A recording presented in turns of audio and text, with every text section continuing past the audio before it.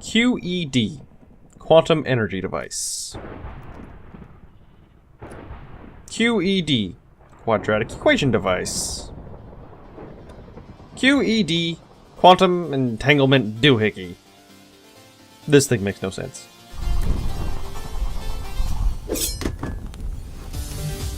What is going on, ladies and gentlemen? My name is Sean, and if you didn't know, people on the internet call me Spumwack.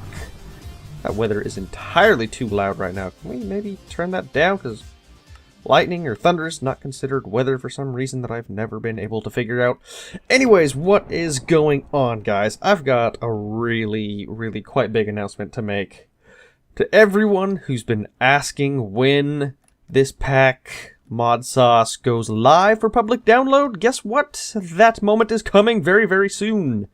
In fact, that moment is coming this Friday, you guys. This Friday. This is going to be available to download and play using the ATL launcher. You guys are going to be able to keep up with us in this mod pack, which I'm really excited about. Our good friend Biffa is going to be providing a tutorial on how to install the pack using the ATL launcher. And there was also going to be a special discount from Cubed Host on their servers. They're going to be providing Mod Sauce servers straight from launch. And if you type in the discount code Hermitcraft when you get the server, then you'll be able to get a little discount on the server itself. So I hope you guys are really excited about that. I just wanted to get that announcement out of the way before we got into anything here. And let's look at this thing. The Quantum Ender Diviner. The QED is a funny little device with extra utilities that changes its name every time you leave the chunk and come back. Or not maybe leave the chunk, I think leave mouse range. So Quad Erat Demonstrata, I don't know what that means. But you see, it'll always say that. Quad Erat Demonstratum. Quad Erat Errata, and then we'll step a few blocks away, step back, and suddenly it's the Quacky Ender device. Last time I looked at it before the camera, I really wish I was recording. It called it the Quite Elephant, or the Quite Elegant Duck. Not the Quite Elephant Duck, but the Quite Elegant Duck. I wouldn't be surprised if it said either one of those things. Now, this machine right here, this is my energy for the entire cruise ship. I sort of regret building it here, to be perfectly honest.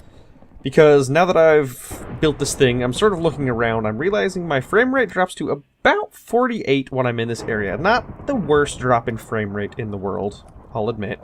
But it's a sign that it is going down. Its average is 60-ish when I record. So already with all the chests and the barrels and the carpenter's blocks that we have building this cruise ship, we've lost about 1/5. We've lost about 20% performance in this area.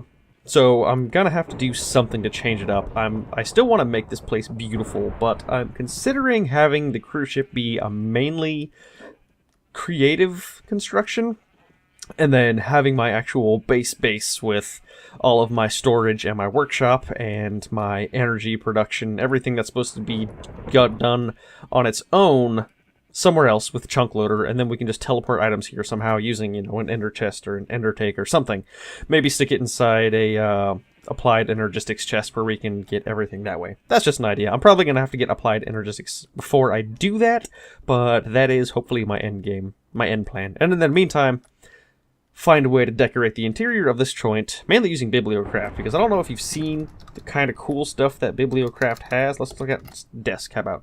And then look at that. Look at those awesome desks that you can have. And each one of those books actually counts as a book that you have inside the item. And they do plenty of other things too, like cabinet. They probably have a... well, this is not quite what I was looking for. Let's do lamp. Check out these lamps with Bibliocraft. They're so fancy looking. We could just make one of these right now.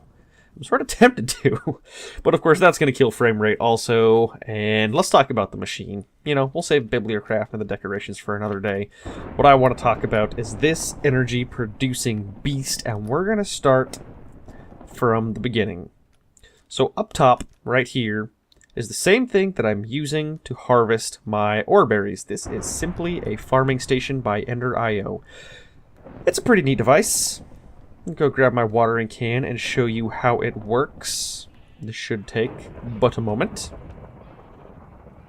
Surprised that thunder's still going. Normally, Thunder. We should probably sleep, shouldn't we? We should get rid of the thunder. That way we can have a little bit of volume. Let's go ahead and take a little bit of a nap here. You can see me playing with the altar earlier. One thing I want to mention about, though, the pack going live and downloading it is still in beta. We were just fixing crashes this morning, so there's probably going to be some crashes. So it's, you know, it's also going to be sort of your guys' responsibility if you're going to be playing the beta to expect that it's not going to be perfect. There are going to be some crashes. You know, you should definitely back up your server if you can and report any crashes you do find so we can start getting them cleared up, because that's the reason it took so long, is because this pack was fairly unstable. But Lone Wolf has done a really good job of making necessary adjustments, and we've all been finding bugs and reporting them. You saw one with the mob spawning crystal crashing the server. I think that's, you know, that's basically it. Just a little disclaimer for getting the beta in this pack. So this is the farming station. What happens is you throw down some water over these crops, they grow, and suddenly, poof, all gone in a puff of purple smoke. Sometimes you can see the wood does drop down. That's not supposed to happen. That's actually because it's full right here. It only has 4 slots for some reason, which is kind of lame. So we could probably get a speed upgrade on that thing. Actually, we should put a speed upgrade on this thing. I'll worry about that later, to be honest. It's not the biggest deal in the world, because this thing is basically all full up down there anyway. So it's a little wasteful in this regard. So anyways, this thing is great because it basically harvests anything. Like, it farms anything. It farms trees, ore berries, crops, anything like that. So I'm definitely in love with the Ender IO farming station. So we're transferring the items via an extra utilities pipe down here, where we have an extra utilities filter, at which point, since we've got 3 wood types, oak, birch, and spruce, all those are filtered to go through red, green, and blue to sit in this one chest, which is really just a waiting area. You can tell this is why I don't really care about the logs that were up there sitting around, because they're just going to be sitting around in this chest, not doing anything. So, not a big deal. The one yellow thing, it is unmarked, so every other item that's not logs go through yellow. And in this case, it is our sapling chest. And our apple chest, I guess. The apples are fairly new in the system. And you can use stone covers in between extra utilities pipes to prevent them from hitting one another. Let's tear this down. So, well, I won't tear it down, because I might lose it if I did. But if I were to tear this down, these 2 pipes would try and connect to one another. So this is a good way of putting pipes right next to each other, and it's a really cool interaction between extra utilities and forged microblocks. So far, we've already used extra utilities, forged microblocks, and Ender IO. This thing uses a lot more stuff. Immediately, right after this chest, you can tell we go into thermal expansion, because we're using this wood to turn into charcoal via redstone furnaces, which are getting powered. Now, one cool thing about this machine is it's cut in half almost right down the center. Everything on the right side of the screen deals with items, and all the pipes, I should say, all the pipes on the right side deal with items, wood and charcoal. All the items on the left, or all the pipes on the left side deal with energy. So these are all energy pipes. We'll get around to that in a minute. Just know that this machine is powering itself, basically. So we have the item go down here, turns into spruce wood. Spruce wood goes into 3 different redstone furnaces, which convert them into charcoal. And each one of these pieces of charcoal, so 1, 2, 3, they pump their items out via extra utilities transfer nodes into this one barrel. This barrel is basically the battery life for our machine. If we're using too much, this barrel is going to be the advance warning of whether or not we're running low. And I may even hook this up to a comparator to give myself like an audio warning. So once this thing gets, you know, half full, 1/4 full, it'll maybe hit a little redstone line that'll start giving us a warning. Or maybe there's, you know, a way to do that. I still need to research precisely how to do that in non-vanilla, but I could do it in vanilla if the situation called for it. So that's my notion for this thing. It is basically our battery of 64 charcoal. Now, this charcoal feeds into 2 different areas. We've got the transfer node right here, which goes down and splits between the I don't know how else to produce this, or how else to pronounce this. This is the heavy energy generation right here. This is the power horse of I don't know what yet. But this is basically One of these blocks, one of these furnace generator blocks, is 8 of these furnace generators combined. So we've got 8, 16, 24 level 1 generators basically right here on this side, and 1 level 1 generator right here. What's crazy about this thing is that when I tried hooking them all up to the same point, it would blow through way too much charcoal, doing basically nothing, powering itself. So instead we've got this one furnace generator hooked up to a transfer node via extra utilities, an energy transfer node, where it takes the energy, pumps it under the ship back up, where this one generator is enough to power this redstone furnace, this redstone furnace, this redstone furnace, as well as the farming station.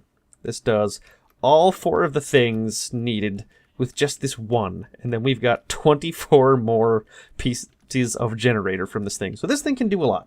You know, it's got a decent amount of power output coming out of it, and it's still, you know, it's gaining wood, as you can see. So it's not as productive as it can be, but it's pretty freaking productive. It's as productive as I need it to be for now, and still connected to this one generator with a 500,000 redstone flux battery in itself is connected to our pulverizer, and then back here we can connect it to other stuff, a sag mill, the other thing that I have, I forget what it's called. Basically, a lot of stuff that uses power can all be hooked up to the back of this thing, and it would be a rainy day. You know, it would be a rough day before it runs out of power. So I don't anticipate that happening anytime soon. So this thing is our basic pulverizer, whatever we need pulverized. I find myself using this thing very often for anything. I actually used it on the palette, which if you didn't know what the palette does, it's going to be part of the Patreon thing. Let me show you over here. You need rose red to make a palette, which is a vanilla thing, which is pretty uncommon down there on the world with all the Botania flowers. So you basically have to use bone meal. So that's what a palette does. That's my whole use for getting palette and rose red. But if you want to see what a pulverizer does, I'm sure you know. But basically a pulverizer does anything you could craft yourself. You can throw it in here and it gives you, 4 pieces. Whereas if you just did it this way, it would just get 1. So it's a really efficient way of doing just about anything. So that's why I have this device set up the way I have it set up like this. It provides a ton of power. It has a huge battery. It could provide more. But here's the weird thing. Probably the one last thing I want to mention about this build, other than what I'm going to use it for, is that this thing takes no power. I don't know if that's a bug, but you can use the watering can to throw down some water right here. Watering can basically acts as a crappier version of bone meal over a larger area. So you can go like this. Alright, it's all watered. Let's sit and wait. Nothing. 250,000. Not even a hiccup in the amount of power that is used in that thing. It's the strangest thing. But if you go over here and you give it an upgrade, which in this case we are going to be using an upgrade that I can't seem to find. Oh, there it is. It's not the basic. The double layer is what I wanted. The double layer capacitor. We'll throw this thing into our Ender IO farming station. Double layer capacitor. Oh my god, look at that. It's got twice as much battery life in it. That's awesome. But look how much it's using now. It's going down simply in the transfer of items. Let alone, boom, harvest a tree. And it's not worth it. It's not worth it to upgrade this machine at all because it just costs so much power. Whereas if you just leave it at level 1, it costs nothing. Not even using up an entire fully grown spruce tree. Look how tall that thing is. You can do that, a few times. We can make a really, really, really tall spruce tree. 46 of this, and it's like none. It takes up like no power. So I found it to be more efficient to not upgrade this thing with the capacitor and use a smaller design on the farm, and it still does, as much as we needed to. I'm presuming, yeah, this is, this thing's full now. So you were here first. You saw when this thing filled up from, mostly not using a double layer capacitor. So now, the last thing I want to mention is why I'm doing this instead of lava. Because lava really is the easy way to go. It does not require a super complicated machine to run. You just set up a pump in the nether, you pump your lava into like a geothermal generator, and then you're basically done. That's your power. So the reason I'm doing it like this, for 2 reasons. One, we can expand this if we need to. We can have multiple farming stations with multiple tree farms, and we can have however much this is. This isn't maximum efficiency because we're still gaining wood. So we could probably even have a 4th one of these things, which puts us at 8, 16, 32 generators worth of power. And then I think you can combine 8 of these together to make the next level of furnace generator, which would be a lot. Let me show you here. Furnace generator. We've got power multiplier 1, power multiplier 1, that doesn't count. It's a different type. Power multiplier 8, and this one power multiplier 64. So we'd have to combine 8 of these to make the next tier of this thing. So we could do that. We could make 4 of these farms on the ship and then have one of these massive furnace generators. I don't have a need for it right now, so I'm not going to waste the resources. But the reason I'm really doing this is for the charcoal. That's why. The charcoal as an intermediary is cool because it turns into power, but there's many other things that require simply charcoal for cooking. For example, the witch's oven. If I want to do a lot of witchery, I need to build witch's ovens. So what I could do, what I plan on doing, is piping out charcoal into a series of witches' ovens where they will use their power to produce all of the different types of essences we need. So we got Exhale of the Horned One. Let's check out the witches' oven recipes right here. 36 pages of recipes. What I basically plan on having is 36 witches' ovens, each one designed to give me whatever. So each item has its own witch's oven, and then I could just find a way to filter them all, preferably using extra utilities. I could pipe them all in by just putting every single thing that I want into a single chest, and then it can turn it into essence for me. But that is a build for another day. It may even be a build for tomorrow, and it may be the extent of the useful things that I build on the ship so that our frame rate does not get destroyed, because I really can't see myself rebuilding this thing. So we probably needed power in this place anyway. We can probably pipe the power out. We can send it across dimensions or something, or we can have a workshop in another dimension, or we can just hook up a chunk loader and keep all of our power in check, keep a workshop in a different area so we can get all of our work done, while still keeping this place able to be beautified. But I will actually gain a lot of performance by getting rid of all these oak wood barrels and chests and stuff when I remove AE, which I forget what that stands for. I just remember it's AE. Quacky Ender Device. Neat. So I think that's it for today. I just wanted to show you guys this quick machine. Oh, look at that nice looking oak tree. I'll take that. Oh, you're all full up on wood now. Uh-oh. Uh-oh. This thing's probably going to grow all of its trees before it runs out. Okay, I'm going to take some of this out for now. I'm going to find a way of possibly trashing these spare items. I don't know what I'm going to do with these things, but this thing is unnecessarily full at the moment. We can throw these into random... We can throw them into random barrels, can't we? Yes, we certainly can. But that's it for today, guys. Don't forget... If you want to be a Patreon donor, go ahead and be a Patreon donor. That'd be real nice of you. You can get a statue. Just this month only. It's this 1 month. Also get your name on the videos and all the stuff that I always provide as being a Patreon donor. And I look forward to having you guys download this pack. Oh, well, we crashed. Perfect timing. I look forward to having you guys download this pack. This is actually very simple. You just gotta rejoin the server when this happens. We don't really know why this is happening. It's still something we're working on. But yeah, I guess we'll call it quits there. I'll talk to you guys next time.